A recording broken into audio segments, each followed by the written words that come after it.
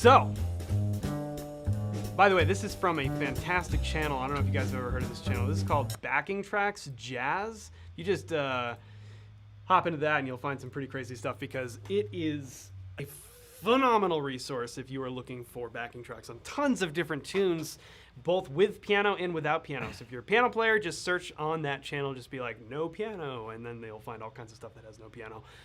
So, welcome to today's live stream, and as you guys know so far with live streams, every time we do a live stream, we do a pretty dope discount on the Academy, and today is no exception. Currently, everything on the Academy is 50% off, but only for 24 hours using this code right here, livestream 50 for 50% off, 24 for the next 24 hours. So you got 24 hours to use that code, and then it goes away forever. So if you want to pick up anything, intro to piano, intro to improv, all that stuff, it's all there at the link in the description on this video, and it's 50% off for the next 24 hours. Anyways, we have a brand new setup today that I'm really excited to try, and helping me out today, we have Jake.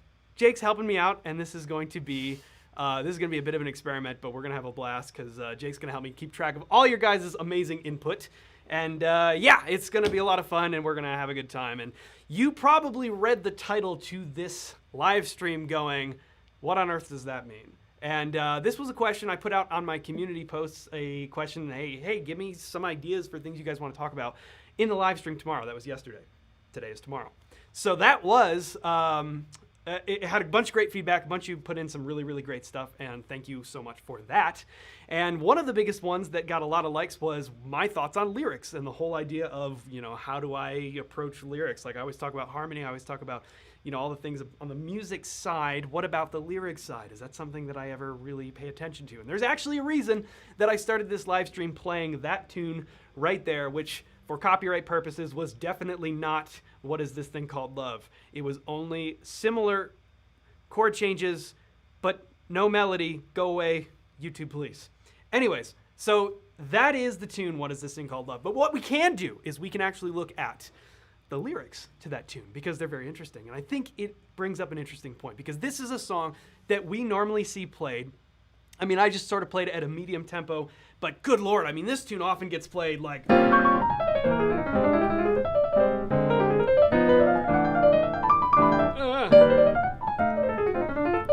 all this crazy stuff like super, super burning, right? It's like always played. It's one of the ones that people go to play as an up-tempo tune. And that's really interesting because if you read the lyrics to that tune, that kind of doesn't make any sense. It's like, why would that be an up-tempo tune? Because check this out. What is this thing called love? Question mark, right? This funny thing called love, just who can solve its mystery? Why should it make a fool of me? All right, so far, I don't know, not necessarily anything specifically that's pointing out, hey, this should be at 300 BPM for no reason. But then the next part, I saw you there one wonderful day. You took my heart and threw it away. And that's why I asked the Lord in heaven above, what is this thing called love? So check that out.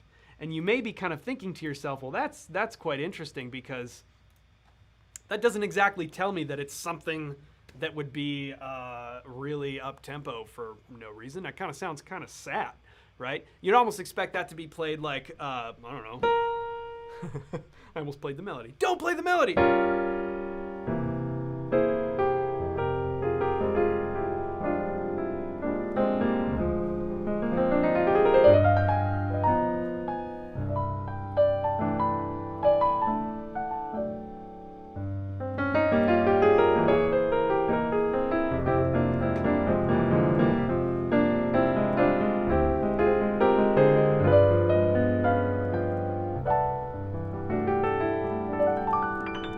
Something like that, right? And so based specifically on the lyrics, you kind of think, oh, that's a little bit sad, you know?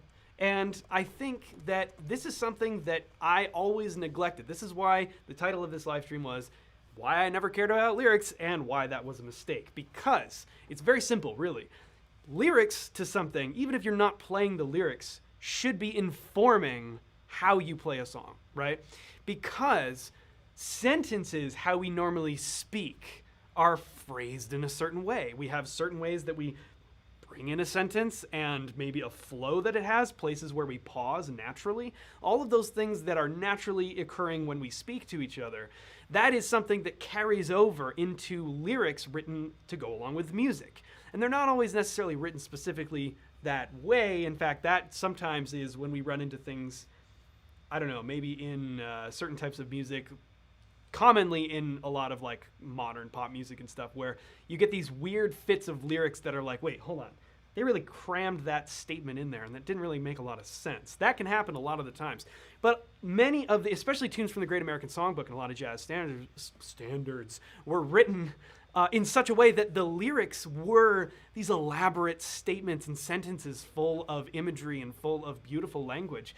And the melodies for a lot of that stuff, they were written specifically to allow that to shine and to allow that to allow people to be able to feel the flow of that statement. So when we remove the lyrics and play in an instrumental context, it's very important that we are aware at least of what the lyrics are.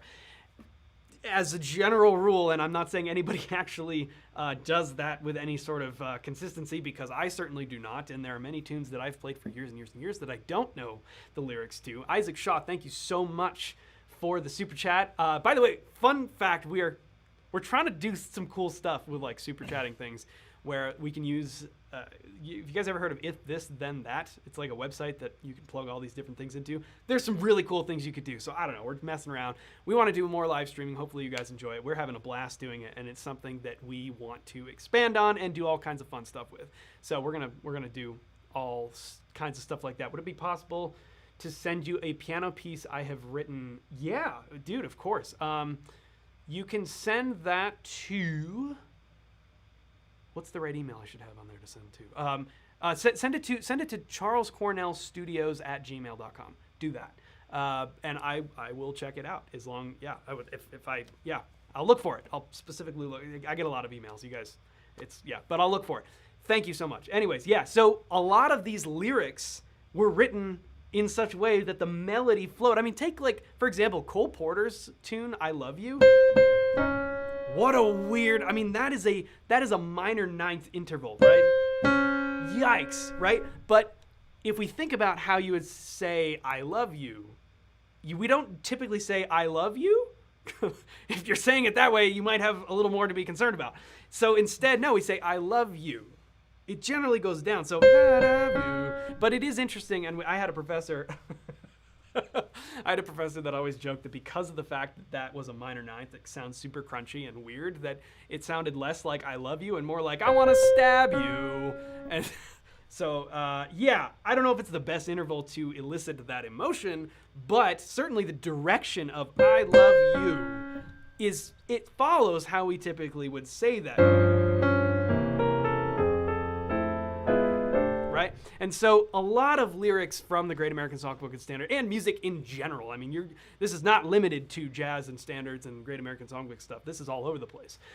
Good writing of lyrics and good melody writing, they'll go hand in hand. And that's why it's important as musicians, even if we're going to play in an instrumental context, it's very important for us to understand what the lyrics are so that they can help inform our phrasing and the way we speak the melodies, because they are intended to be spoken.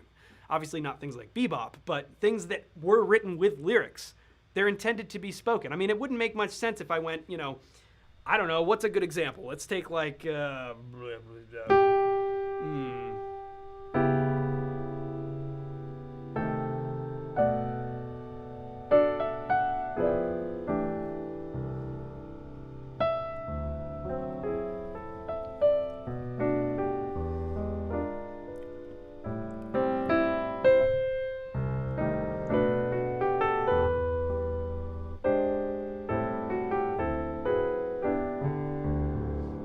that makes sense. But what might make less sense is if I went like, oh wait, how would it go? Oh no, that's not it.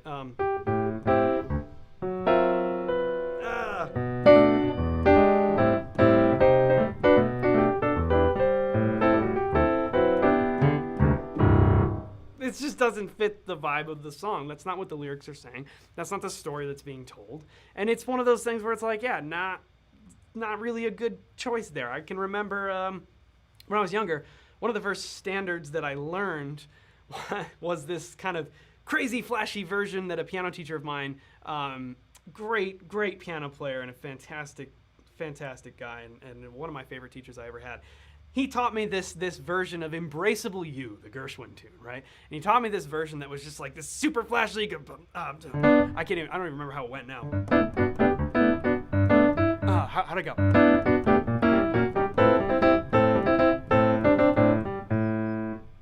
Whatever it was some crazy flashy thing. And I remember the first time I sat down for Lee Shaw, she was my first jazz teacher who I studied with before I went to Purchase College.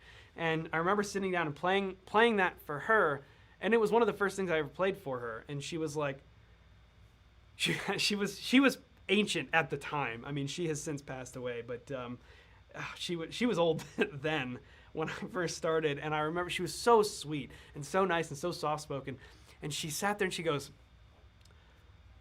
"Wow, your fingers are flying off your hands." And what she meant to say was, why on earth are you playing Embraceable You like that? Because the song, embrace me, my sweet embraceable you, right? Something, my irreplaceable you, right? It's a love song. It's this sweet thing. And I was just like banging out this crazy thing. And, it was fun to play and it was impressive for like, however, I don't know, 12-year-old or whatever I was at the time. But it was just one of those things where like, that's not how you would play that song because it doesn't have any relevance at all to the story that's being told. So when it comes to lyrics, that's something that I never paid attention to because it wasn't something that I got, for me, the satisfaction of music from. It was one of those things where I was more so thrilled to just hear the harmonies and hear the way these songs were constructed. And it was something that I just never paid much attention to until it was explained to me that, no, listen, even if you're going to play this instrumentally, it is important to understand what the lyrics say, what the story that is being told, how that is conveyed, because it's going to inform how you choose to phrase a song, how each individual melody line has pauses and speeds up or slows down or emphasis.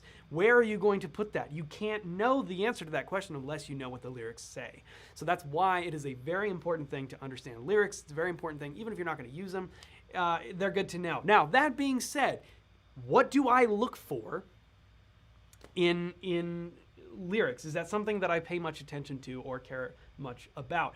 In the grand scheme of things, not particularly for me personally. It's just one of those things where I'm much more interested in the musical content, meaning the harmony, the rhythm, the arranging, all that kind of stuff. It tends to grab my ear more so than the story of a particular song. But we can't discount how a lot of people listen to music and it's story first, it's lyrics first. It's what am I hearing somebody, what is this story that I'm being told and how is it affecting my life, my mood, my emotions, et cetera, et cetera. And that is something that's very important for musicians to understand, again, even if we're not necessarily going to use the lyrics in our playing.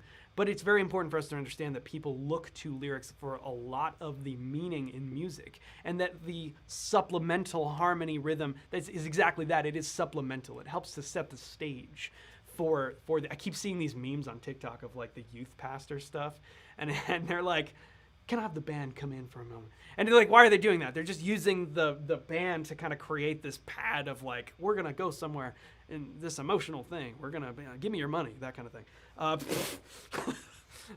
But yeah. So yeah, that's sort of, I guess, like my take on lyrics, I'm going to turn to Jake now. Have you, what's going on in the chat here?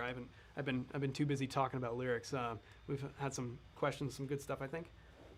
I think the main thing right now is people are kind of having a debate over whether poetry is music or poetry is music. Whoa. Okay, wait. This is super cool because Jake is a phenomenally talented poet. He will not tell you that, but I will tell you that, and he is. And so this is really interesting because that's a fascinating conversation, not one that I'm very well versed in. But I don't know. What do you think about that? Like that relationship between poetry and music? I mean, obviously it's a very close one.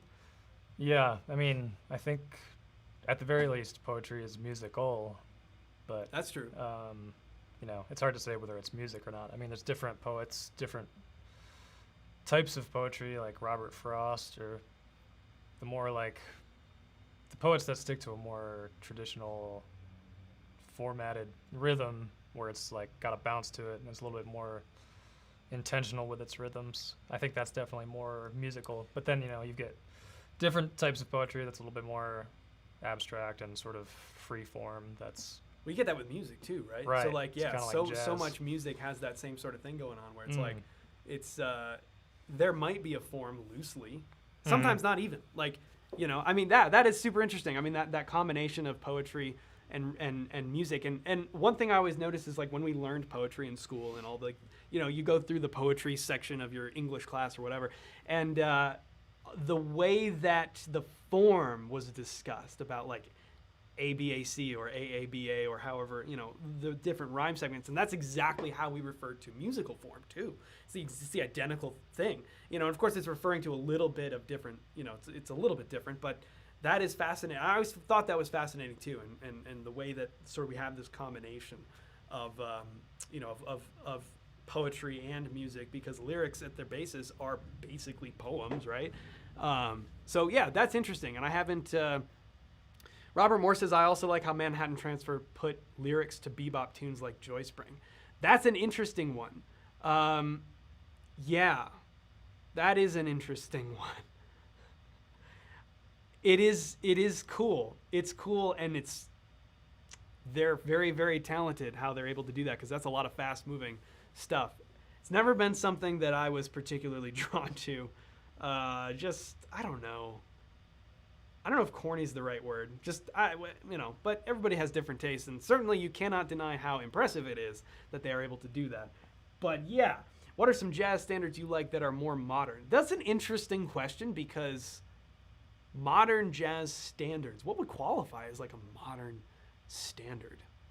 Because to me, I'm thinking of standards, Great American Songbook, that kind of stuff, and I'm like, okay, well, we sort of solidified and said this is what it is. But if you're referring to things that are like, okay, what do people play now that's from more recent albums and things? Like Irish Lad, thank you so much. I feel like I wasted 10 years of my life milking people out of money in churches using music to manipulate them emotionally. That's deep. I understand. I don't want to go into a whole church thing, but it's interesting. It's fascinating. I think we can all agree that there are certainly a lot of institutions that exist for that purpose. So that's fun. But I tell you what though, those gospel cats, man, like the people that grow up in the churches learning the music, yikes. Like unbelievable stuff. Good Lord. Are you familiar with the jazz group Snarky Puppy? Well, Robin, I am. Absolutely. I mean, I have listened to so much Snarky Puppy, it's probably unhealthy. But I remember specifically hearing, what was the first one? It was from the album, I think it was Ground Up. Is that right? Ground Up? Is it? I don't know. One of the very first ones, and it was, what was the name of the song? No, it had the Moog solo. Oh no, I can't remember which one it was. They have such interesting names on so much of their music. But it's the Thing of Gold. O-Town. I don't know. Thing of Gold. That's it. The solo on that blew my mind, and it was the first thing that I was like, yo, this is literally the perfect combination of jazz, but also like, I don't even know what to call it, more something that you might expect to hear in a more mainstream context, I guess. But dude, Thing of Gold, that synth solo, yes, that synth solo is outrageous. Oh my God. And not because like, yeah, it's impressive, like, it's great. That was, help me, name, who was that? Oh God, now I can't remember. I can see his face. I'm watching him play the solo, and I know who it is. Yikes. I'm waiting on the chat. I'm waiting on the chat, guys. Hook me up. Who? Name? No, you don't remember his name either. That's not Sean Martin. Thank you, Caleb. Sean Martin. Sean Martin is a beast, and that was an incredible. Corey Henry was not the guy that played that solo, actually. Although Corey Henry is, oh my God, one of the most unbelievable players on the planet. But it was Sean Martin, and that blew my mind. And it was one of those things where it wasn't so much that the whole like that it was technically crazy or anything. He played some cool lines and stuff like that, but you know what really blew my mind there was the tastefulness of the lines, the way that he worked some of these melodies into this final like the climax of like building it up into you know exactly the note I'm talking about. I know you do. It's this release of that line into this the whole band is the background's coming in. Unbelievable. If you haven't checked out Thing of Gold, Snarky Puppy, go listen to it right now because yikes. What's your favorite Snarky Puppy? We've listened to a bunch. What do you think? My favorite Snarky Puppy? Well, I like the thing they did with Jacob Collier of his song, but Don't You... What is it? Don't You Know? I think it's I think it's Don't You like Know. that, Yeah, that was a great one too. Yeah. That was a really good one. Which that record was another In My Room. Yikes, that's another crazy one. Lingus of course is I mean that's the one everybody talks about. I feel like the most because of that Corey Henry bit, which is astounding and makes me want to quit. But yeah, actually with that one it's interesting because the solo is incredible. Like when he switches to you know the place that starts right there. But that whole section of chords before he starts that bit, to me, that is the most impressive. Because obviously all the other stuff is like amazing and like Corey's a beast and everything. But like the free sort of floating chord structures that he placed that kind of, because they're just playing this vamp. They're playing the vamp. The dum bum bum bum bum bum bum bum bum bum bum bum bum bum bum or whatever it is, right? And that whole thing, and just Corey floating with these two-handed lush voicings on like kind of the electric piano Rhodes-ish sort of sound. Like, good Lord, that's probably my favorite part of that whole thing. I mean, it's just absolutely ridiculous. And if you haven't listened to Lingus, or if you haven't checked out Snarky Puppy in general, be sure to go do that immediately. Somebody asked before, who did I see? Can we appreciate Larnell Lewis? Yeah, we can. Holy bejesus. Yeah, so that's incredible. Let's see. I saw somebody said something about JD and Domi Beck. Domi and JD Beck, jeez. They just put out, what was the single called? I literally just Well, they put a few out now. Oh, they got a few out now. Yeah, I haven't heard. Unbelievable. I mean, you want to talk about like the next thing. I'm convinced that they're gonna just completely take over because especially that like Anderson .Paak, you know, kind of picked them up and has been working with them, which he's amazing as well. I mean, just absurd talent, and what a great style. And yeah, it's crazy. Somebody says they were just in Denver. You talking about Dummy and JD Beck? I didn't know that. I wish I knew that. Take a Chance. Yeah, that was the first one they put out. Imagine a bamp would be like a drum, but the head is a thick, stretched over rubber balloon. A bamp. Yeah. Kaiko, thank you. Have you ever listened to the band Parcells? I have not. That's a new one to me. I actually don't know. That's interesting. I'll have to look them up because never even heard of them.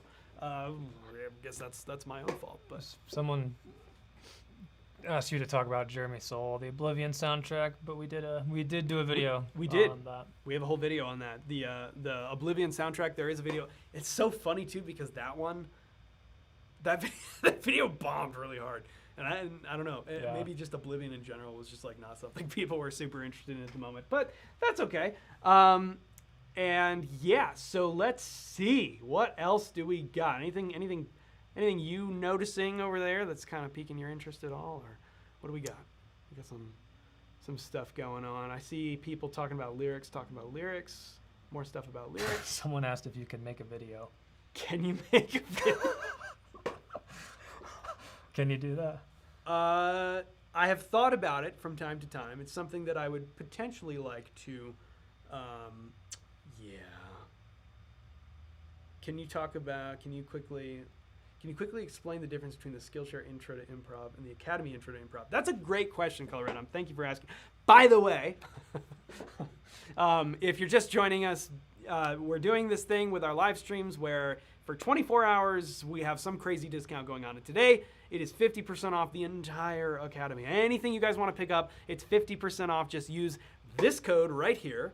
And that will get you 50% off anything you want to pick up. Livestream 5024, because it's 50% off for the next 24 hours. After 24 hours, that will go away. So we have the Intro to Improv course, we have the Intro to Piano course, we have the Making Sense of Modes course, and the brand new Harmony 101 course.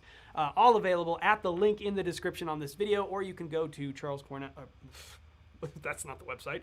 CornellMusicAcademy.com and find all of the links to all the courses in there. Or CornellMusicAcademy.com/harmony would be for the harmony course. Yikes, we need to connect all those things. Anyways, 50% off for the next 24 hours, live stream 5024. You guys know what to do. And to answer your question, Color Red, the difference between the Skillshare Intro to Improv and the Academy Intro to Improv is massive. And the short answer is the Academy version. By the way, the Skillshare one, don't know if that's going to be staying there. Probably not. But the one on the Academy is much, much, much longer. Because what we did is we built a bunch of actionable steps and exercises and things like that to include to give you guys steps to now apply some of the instruction that we talk about and start to actually build stuff out of it. So the Academy Intro to Improv contains much, much more content and is definitely a much better value. So yeah, 50% off livestream 5024. That makes it even better. Thank you for existing. Thank you for existing. And thank you so much for the super chat. I really appreciate that. Say a Dia Kite. I'm sorry, but thank you. Yeah. Someone brought up West Side Story. Is there like, what are your thoughts on like musicals, whether it's in terms of like lyrics or just in general? Do you have any like standout musicals? That's a great question. Yeah. West Side Story, the music. And the thing with West Side Story is I've heard a lot about, I've never played West Side Story, like the show, but I know that the music is hard. Like the music is it's one of the harder musicals. West Side Story, I feel like a total idiot right now. Who wrote that? No, I have no idea. Can you guys, who wrote West Side Story, like the music for that? I'm such a moron, and when I hear the answer, I'm literally gonna just crawl into a hole and disappear because I'm gonna be so ashamed that I didn't remember this. So I'm just waiting on somebody in the chat to tell me who wrote West Side Story. Kendrick Lamar. That's the answer. There we go. Bernstein. Thank you. Yes, obviously. Duh. Jeez. I'm so mad. I can't express my anger adequately, so I'm just going to keep talking about it. Leonard Bernstein. Yes, yes, yes, yes. Conductor Dude. Yeah, there's some great videos. I don't know if you guys know this, but Leonard Bernstein, there's some great stuff on YouTube of him like working with orchestras and stuff. It's fascinating. Fascinating. You know what else exists? Are takes from some of Miles's records. Like there's one of Freedom Jazz Dance. If you search Miles recording Freedom Jazz Dance, you can literally hear them working out this arrangement. The one that's so famous, you know, the one that we know with Herbie's like crunchy chord there, and the Tony Williams triplets. Oh boy, I can't even speak them. You guys know how it goes. The Freedom Jazz Dance recordings of them working that arrangement out in the studio the day they recorded it. I mean, that's how all that stuff worked back then. Fascinating stuff. Really, really unbelievable.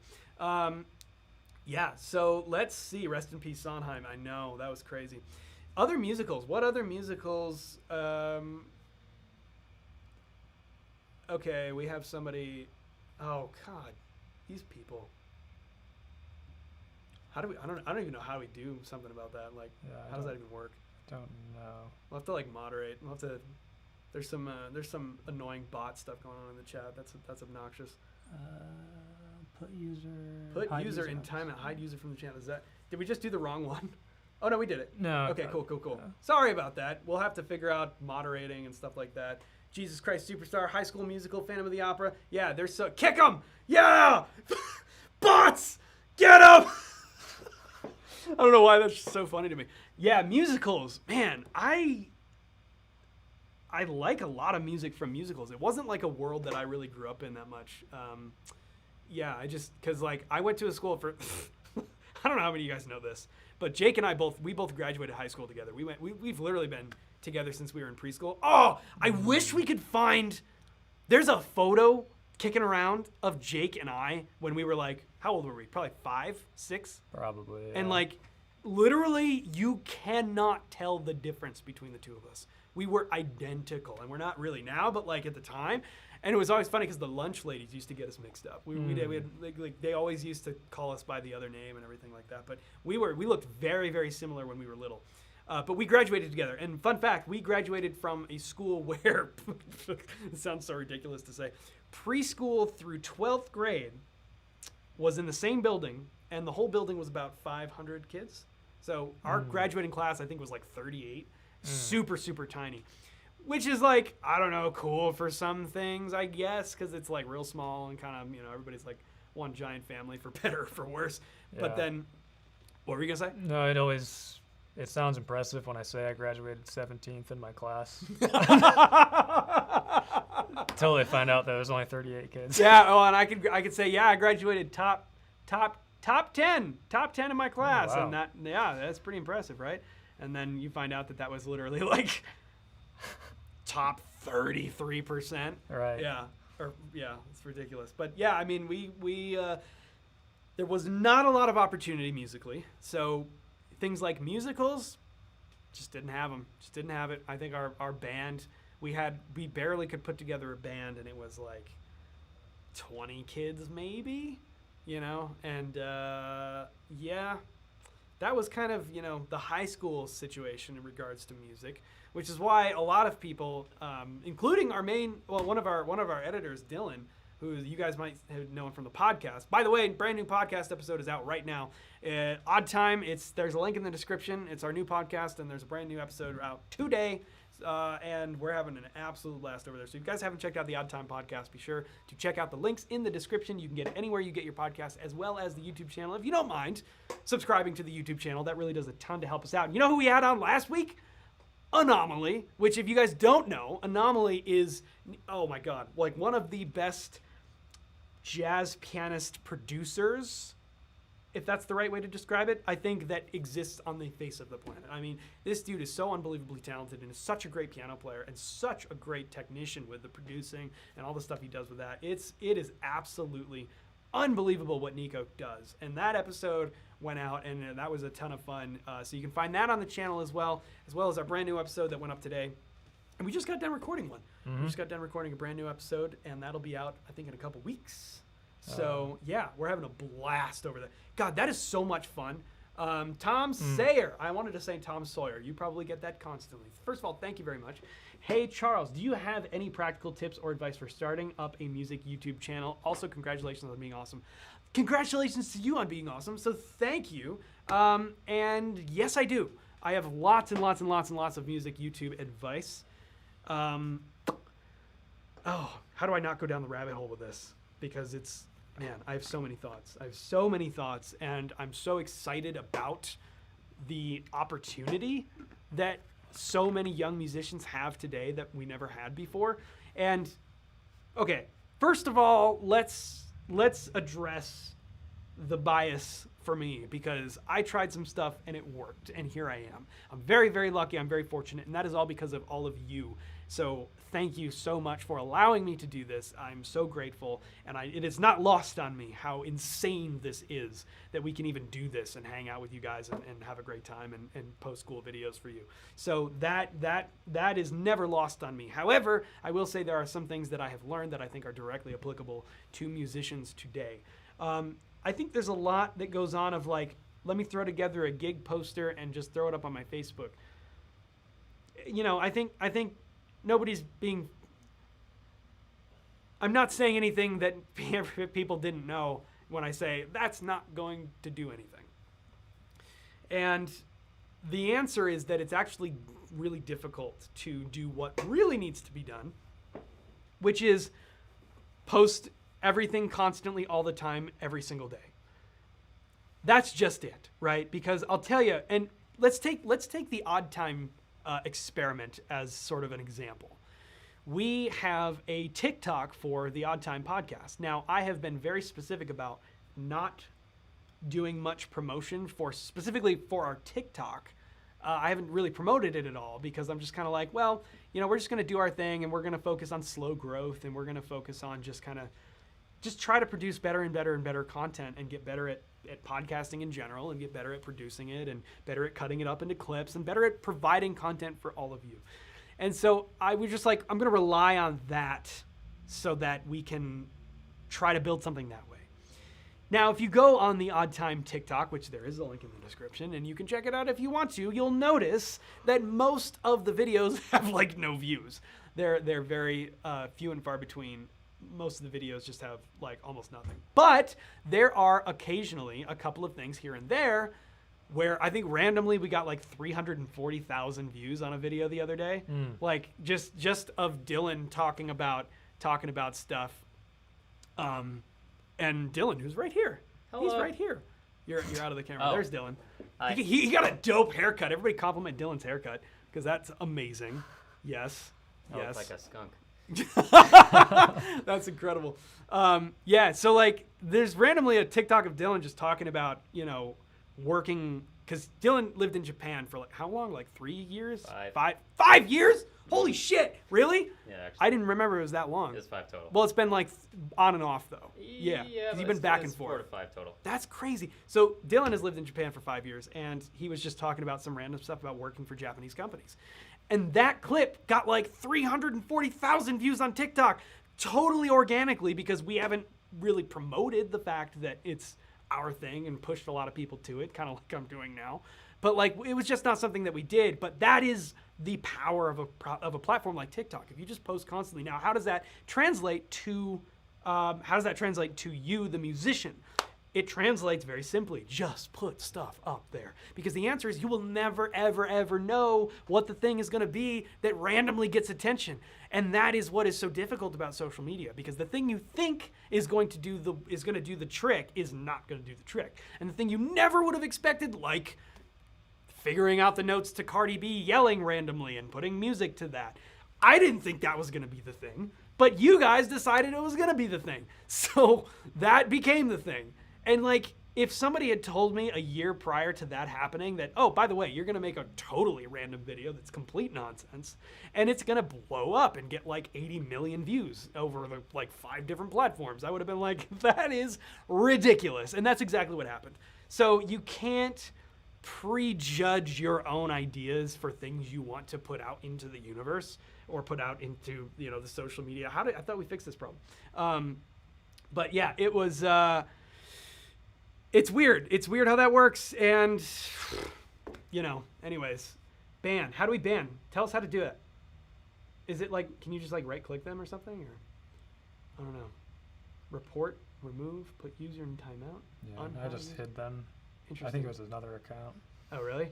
God, these bots, that's crazy. We're going to have to figure out some sort of auto mod kind of thing. There's got to be a way to do it. Anyways, Murray, thank you. What is a piece of music that moved you the most? That's fascinating. What is a piece of music that moved me the most? Wow. Thomas the Tank Engine. Thomas the Tank Engine. That's the answer to everything. It's all Thomas the Tank Engine. Well, you know what? I think it changes from time to time. Like we see it constantly. It might be stopping the live chat there. Not sure. Shouldn't be. Oh, never. Okay. So that's an interesting question because one thing that always blew. Oh yeah, it did. Jesus. Weird. One thing that I've been checking out recently that blew my mind is, and Jake and I have both been checking this out. We've been looking at a bunch of Drum Corps International shows because we went to the Colorado. It was in Fort Collins a couple weeks ago. And it was just astounding. I have been to a DCI show before. Jake had never been. What was your take?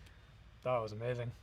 Just being able to feel the horns and just like Well, that's the big the sheer power of, I don't know. You can't you can't tell people about that. You can't be like, oh yeah, it's like 100 brass instruments just playing at you. Like nobody understands. Like they're like, oh cool, some trumpets and some tubas and shit.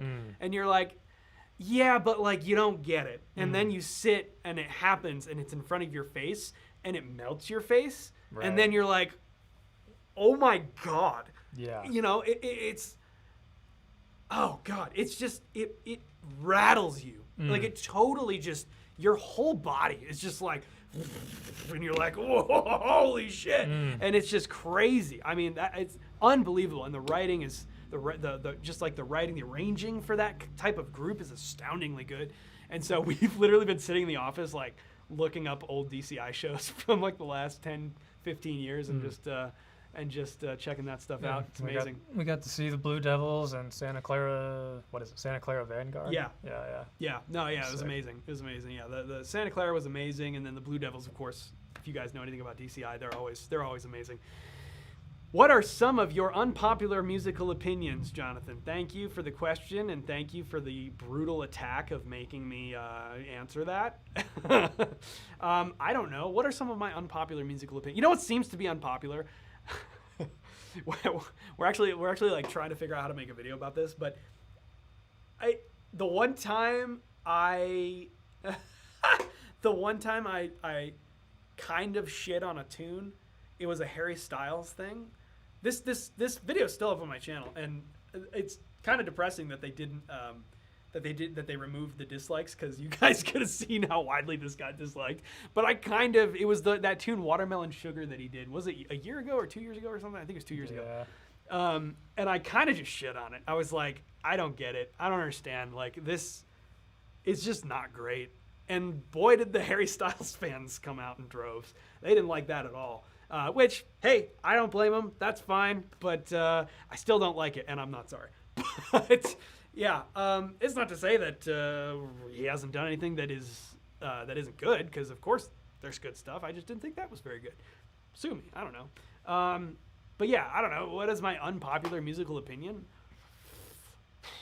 You know what's really like changed my look, like my sort of outlook on music in general, is this channel, to be honest. I mean, you guys have had so many incredible suggestions about things I should look at and things I should analyze and things I should just be aware of. And a lot of those things have really brought to light a lot of music that I otherwise would not have found on my own, because I used to have, when I was younger, I had so many, preconceived kind of things about, we've talked about this a bunch, but the whole jazz thing, when you're like a student and you're a young jazz musician learning how to play the music, and you're just kind of like, jazz is better than everything, and like this whole super toxic kind of thing about that. But yeah, I was definitely a victim of that, and I thought jazz was an elite. I was definitely a jazz elitist for sure. And this channel has absolutely helped me kind of like understand a lot of what people love about so many different types of music. I'm trying to catch this question before it runs away. Keep asking chat. And I already lost it. You can hit close on that actually, so we can see right above. Yeah, oh, there's another one. Wait, is this the same? That can't be the same person. No. That's absurd. They're back. I know. God damn it. Okay. What were you saying? Anyways, there was a question. I'm sorry, I missed it. But yeah, what are we doing? Hello, Jake. Hello. Hello. Hi. I'm just thinking of that Office clip. Cool. Yeah. What's next? Should we? Oh, I want to do some. Okay. Genuinely asking for your guys' opinion. Okay, because this is something that we've been messing around with, and I'm like, oh man, this would be kind of fun. I might actually do it, but I want to get I don't know. What do you guys think? So, I heard somebody ask about Keyscape earlier, which that's what you're listening to, because it's phenomenal. And it's the best music patches I've ever heard, hands down.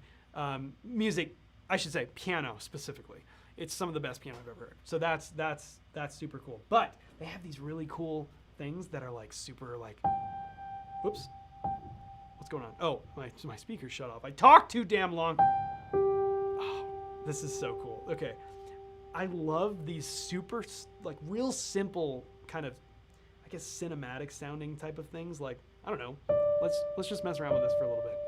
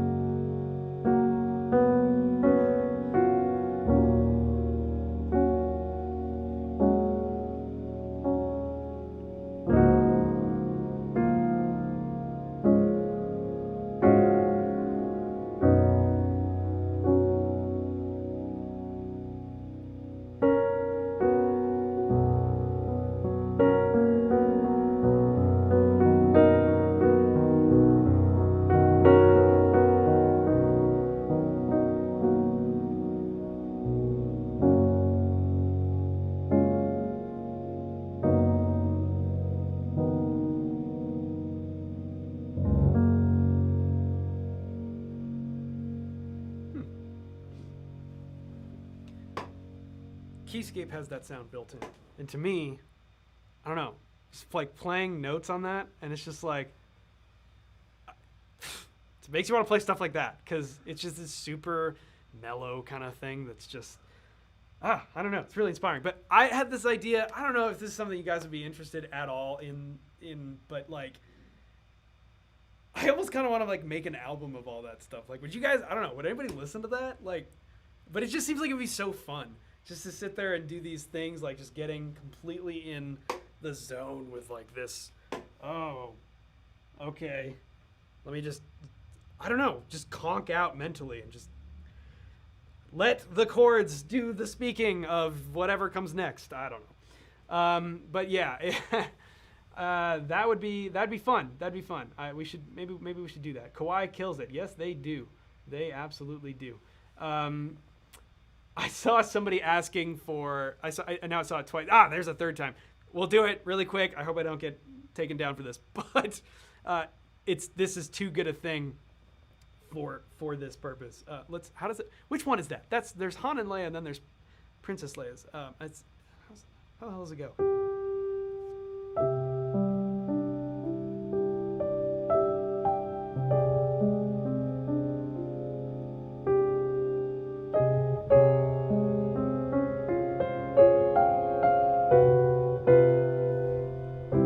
Is that it?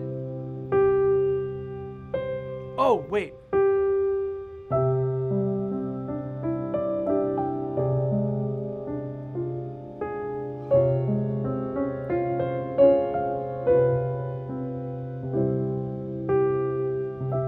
Something like that. But then there's the other one. How's the other one go? I think that's the other one.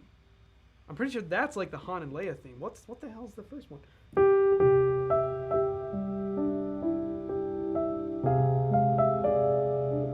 Oh no, maybe that's the other one. I'm not sure.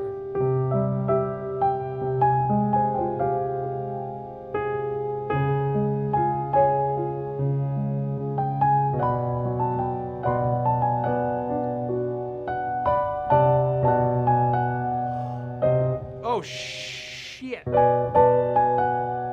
Okay, wait. The second. Okay, got it.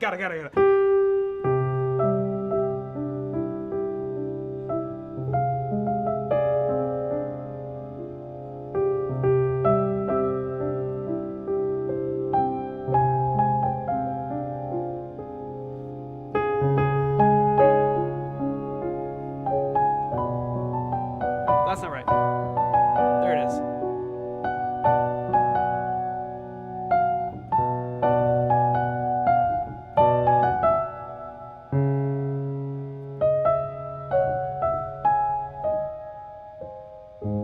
That's where it goes, right?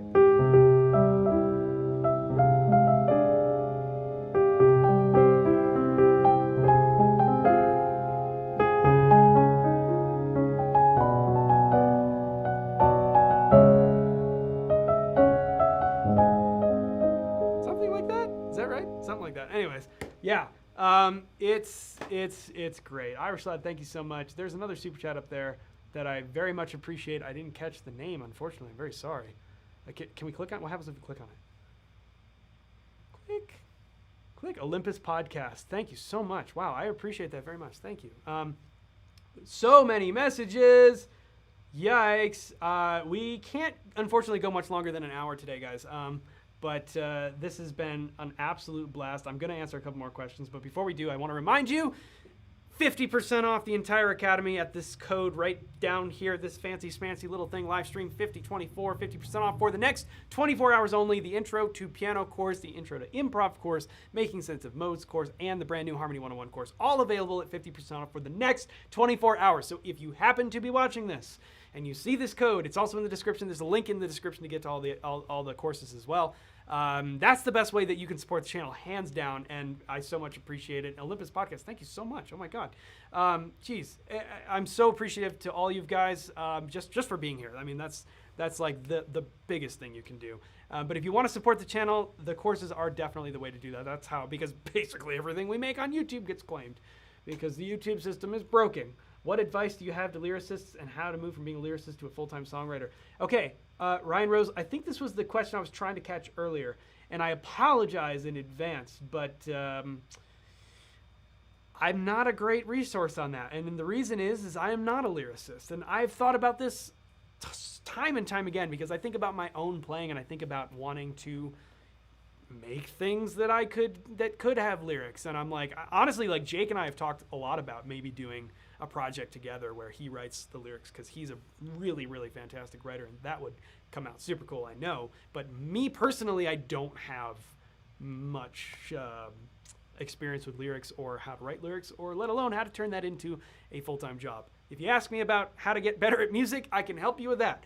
But how to get better with lyricists, it's not really my area of expertise, I'm sorry to say. Lesser known pianist that I love. Lesser known being the caveat. Who do I know that's lesser known? See, that's an interesting question because there's lesser known, but then there's like lesser known just if we're talking about mainstream knowledge. But in the jazz world, there's people who are just amazing. So I don't know if I'd call them, it depends on your definition of lesser known. So like, let's see, lesser known in jazz? Oof, who would that be? You guys know about Christian Sands? There's a really, really, oh God, he's got to be, I don't know if he's my age or younger than me or what, but I remember back when I was in college and he was around that age, he was already playing with like Christian McBride and getting out there and playing like amazing stuff. And that dude can, oh my God, play unbelievably well. And that was just such a joy to listen to. Erwin McAllister asks, is it possible to improv with little music theory? It is very possible to improv with little music theory. And in fact, the Intro to Improv course will basically tell you exactly how to do that. I will go into it here, but once again, 50% off, live stream 5024. You can use that code right there, and that will get you 50% off on all the courses, but the Intro to Improv course is a great place to start. And no, music theory is not explicitly required, although it is helpful, and here's basically why. Everything in music, every chord, every scale, they're just sounds. They're just sounds. Some of the greatest musicians in history didn't know theory that well, and that's just like, they just didn't, and I think the famous examples are like Chet Baker was not a super well-versed theorist. He didn't, a lot of people talk about like Chet Baker's not even being able to read music. I don't know explicitly if that was true, but it's the point, whether it's true or not, is the idea that it's not required. Music theory is certainly not required because at the end of the day, it's not funny, is it? I'm sorry. At the end of the day, it's just sounds. And if you can decide what these sounds are, if I have a chord like this and I say, what are the rest of the notes? And I go, and I say, yeah, I like that group of sounds. That's fine. Then all day I can sit there going,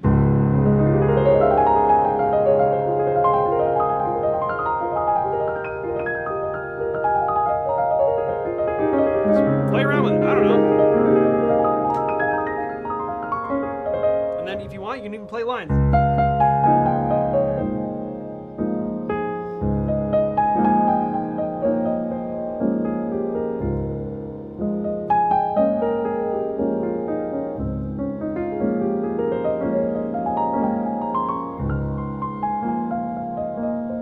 That kind of stuff. But, oh man.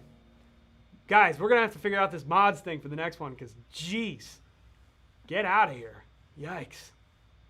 Nose naked again. Chick Corea had a lot of arm muscles. Rest in peace, Chick Corea. But I guess that's probably true. I don't know. Maybe. Let's see. Do you think screaming or growling has a place outside of certain genres of metal? I have no idea. Have I ever heard of the math prog jazz rock band Polyphia? Yes, I have. They are great. Tim. Oh, God. What's Tim's last name?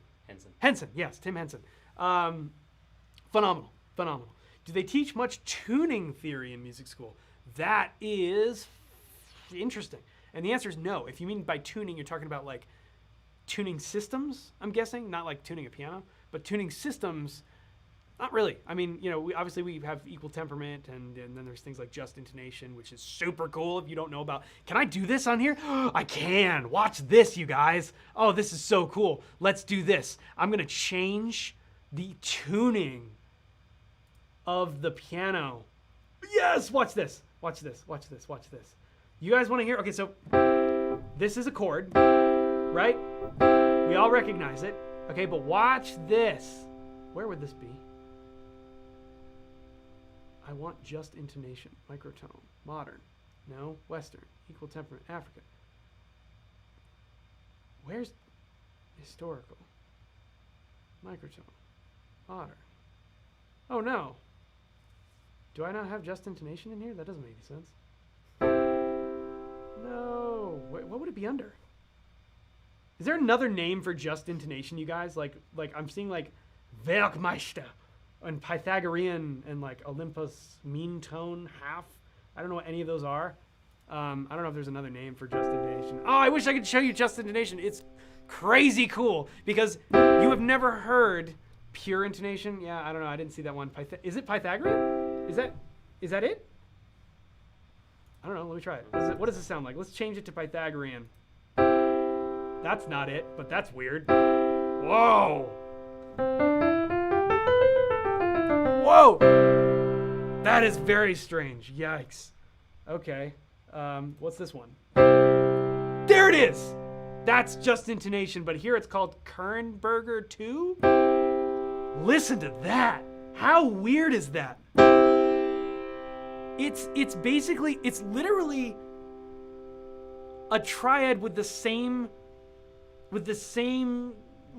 frequency rub as a fifth.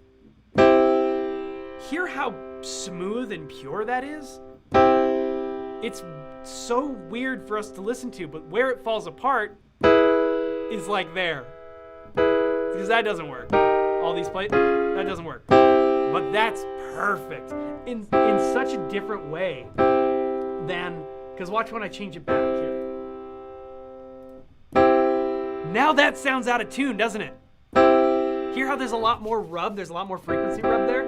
What you're hearing right now, this is normal equal temperament. This is what we use in music. But it goes to prove the point that your major triad is out of tune. Literally, it is out of tune. I feel like this is one of the reasons why, voices are sometimes so incredible to listen to. Because voices we can tune to each other in a way that's much more, much more closer to just intonation. But we're not going to suffer from where just intonation falls apart when you start moving around to different chords and things like that. But it's fascinating. I don't want to get into a whole giant thing about microtonal harmony and all that stuff, but it's crazy how all this stuff kind of goes together. Anyways, one point. Somebody just said the barbershop seventh. Yeah, just intonation goes one step further. Check this out. So we have the triad, which is very oddly smoothly in tune, but then if we add the flat seventh, it's still like perfectly in tune in such a strange way. Listen to that ring. It's very odd, and if I go back to normal equal temperament, it's straight up going to sound out of tune. Watch this. It almost sounds stranger now. It's fascinating, you guys. Anyways, I gotta go. I gotta go, you guys. This has been so much fun to hang out with you. We're gonna do this more. I hope you guys enjoy it. Thank you so much for hanging out. This has been such a blast. Once again, just a quick reminder, everything is 50% off currently for the next 24 hours. Livestream 5024. Use that code at the link below and get any of the courses you want on the Academy. They're all there. And yeah, it's all cool. So I appreciate you guys hanging out. Yes, thank you. We love you too. Thank you so much. And you guys say bye to Jake. Bye, Jake. Thanks and Dylan. Dylan's back there too. We're gonna hang out with you again very soon. So be sure to come back. Use that code for the next 24 hours. Then it goes away, and we will see you in the next video. Bye bye.